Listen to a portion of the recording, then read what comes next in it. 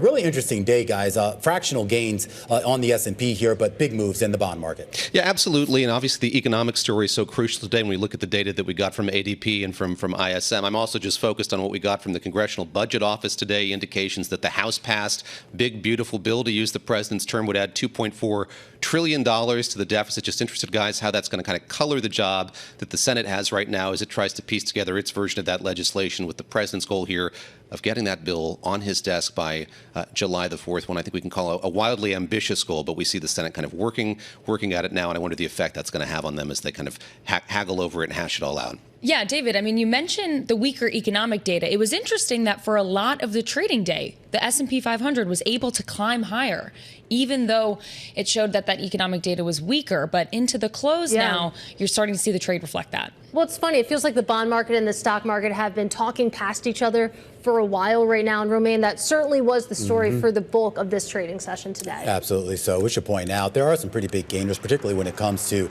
the semiconductor space. But you are seeing weakness in other parts of tech, including Tesla and CrowdStrike, Dollar Tree among one of the biggest decliners here on the day. You add it up all together here, and you basically got a market, let's just say it, guys, really going nowhere on the day. The Dow Jones Industrial Average giving up about 80 points, or about 0.2% as we wait for these numbers to settle. The S&P 500 right now straddling the line between gains and losses, 59.70.84 on your screen. But once again, that number could adjust just a bit. If it stays where it is, that is basically unchanged on the day. The NASDAQ Composite up about 62 points, or 0.3%. Similar gains for the NASDAQ 100. And to the downside, transports, mid-caps, and the Russell 2000. The Russell 2000 down 0.2%.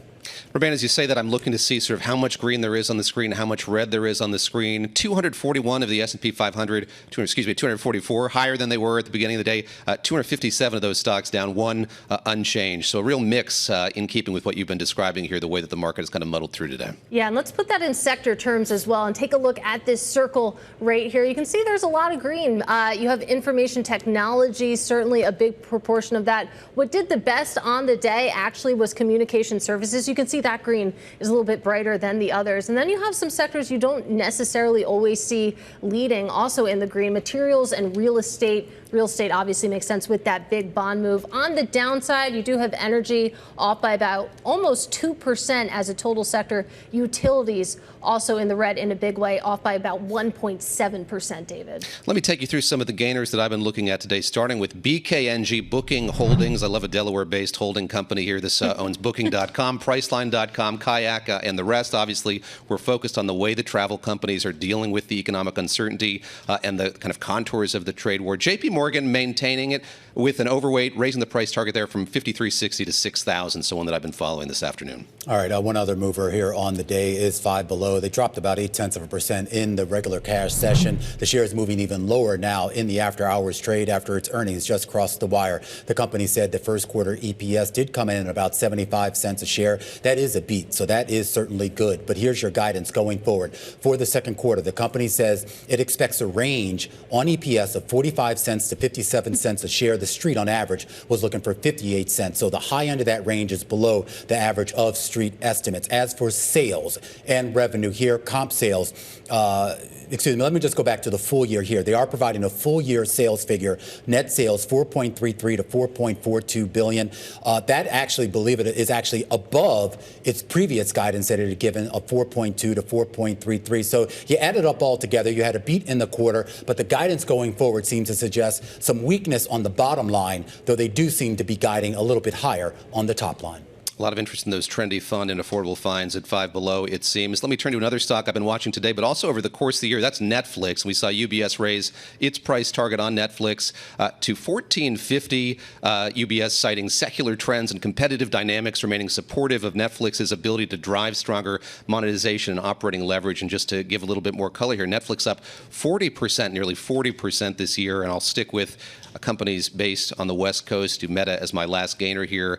Saw a price target hike from JP Morgan a day after a company announced a partnership with Constellation Energy. Talked a lot about that yesterday, but that 20-year deal that it brokered for nuclear power going forward, and I think kind of encapsulates this company's interest, doubled down interest here in using AI and using AI for advertising in particular.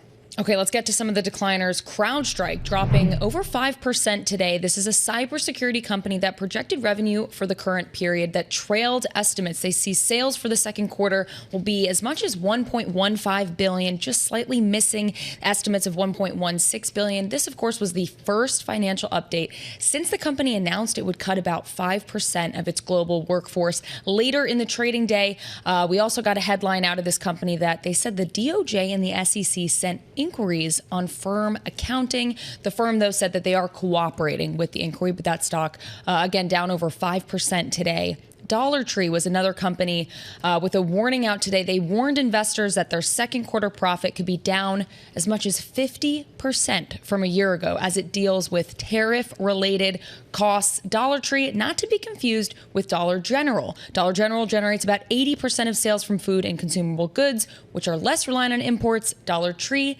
gets almost half of its revenue from those categories. It's more reliant on goods from other countries, so they are more exposed to that hit.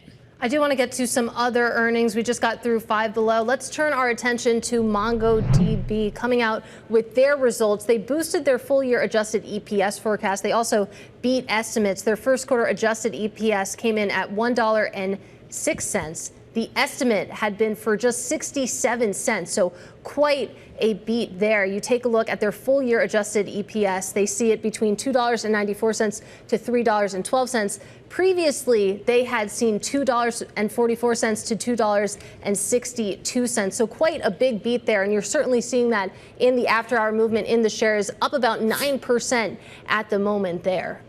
Yeah, this was a much-needed bid for MongoDB. This stock was down 14% year to date through today's close. So we'll see how those gains translate into tomorrow's trading session. But just back on the decliners, my last one is not a stock. It's an ETF. Uh-oh. Katie's going to like this. Go off. I did this for us. XLE. This is an energy stock ETF. Energy was the worst performing sector in the S&P 500 today. We saw stocks across that sector retreating along with crude oil prices after Saudi Arabia is now pushing for more supersized output hikes from the OPEC Plus group of producing countries. Marathon Petroleum, Valero were some of those names that were dropping. And of course, that ETF down, closing the day almost down 2%. All right, we have to talk, of course, about what we saw in yields because we came into today. Yields were higher, but only fractionally. It looked like we weren't really going to get any real movement in yields, and that changed in a big way right around 8:15 a.m. New York time on the back of that ADP report, and the decline accelerated once we got to 10 a.m. And that ISM services report. We basically went from yields higher to yields lower, down about 8 to 9 basis points between the 2 and your 10-year. And of course, you see that 30-year yield dropping about 10 basis points, a big revision. We should also point out in forecasts in the swap market for what the Fed may do next, pricing in the possibility of at least about 3 cuts this year, potentially, and now potentially more certainty for a cut by September. I do want to turn our attention to another story that was really just burning up the Bloomberg terminal. Have you been following this ship that's just out, apparently just drifting out there in the Pacific Ocean? It's full of electric vehicles. Apparently it caught on fire. And of course, the crew realized, when you have a fire like that with those lithium batteries, you get the heck out of there. A big incident out there. We don't know exactly which cars are on there, do we? But this seems to be a repeat of what we saw. Remember, a while ago, I think that was, it was a couple years ago, when you had all those ships coming over from Europe, those cars coming over from Europe that sunk. I will just say it's important to note that the U.S. Coast Guard did evacuate all 22 crew members, so now we're allowed to make a little bit of fun of this story. There were 800 EVs on this ship, 3,000 cars in total, and a large proportion of them, you guys, were EVs. So there you go. There's a metaphor here somewhere, but I was struck as I read that piece and had to kind of imagine the ship bobbing about on flames, this conflagration in the open seas. That EV fires can take up to 8,000 gallons of water to cool. So yes, folks are gone. We can laugh at the circumstances itself here, but really an indication that this is a difficult thing that these shipping companies are having to deal with going forward. Yeah, and that other big one, of course, that was off the Dutch coast with those back in 2022. Of course, we were all wrapped by that incident as well. All right, guys, that does it for us. We'll let you get back to it there in the radio studio as we wrap up our cross-platform coverage on Bloomberg Television, Radio, and YouTube. And a reminder that Bloomberg Business Week is now on Bloomberg Originals. All 4 of us, or I think some combination of us, will be back same time tomorrow, same place. Thanks for watching.